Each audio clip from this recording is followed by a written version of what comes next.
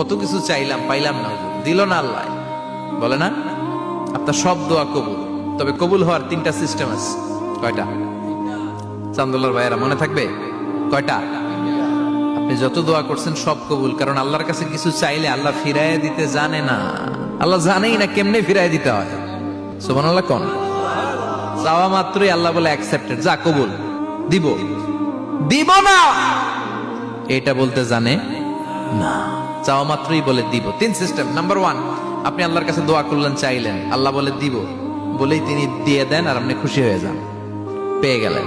Number 2, আপনি আল্লাহর কাছে দোয়া করলেন, চাইলেন, তখনও আল্লাহ বলে দিব, তবে এখন না, সবুর, একটু পরে দিব। কখন দিলে আমার জন্য ভালো, আমার চেয়ে ভালো জানে কে, পরে দিবে। নাম্বার 3, চাইলেন, দোয়া করলেন, আল্লাহ তখনও বলে দেব, তবে এখনো না, পরেও না, কিয়ামতের দিন যেদিন বিপদে পড়বে ওই দিন দেব।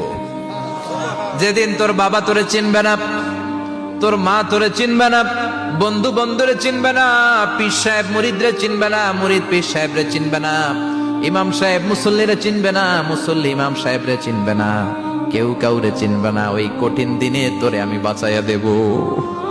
তাই দোয়া যা করছেন ছোটবেলা থেকে আজকে পর্যন্ত, লস হয়েছে না লাভ? লস না লাভ? এজন্য বেশি বেশি দোয়া করার দরকার আছে না নাই?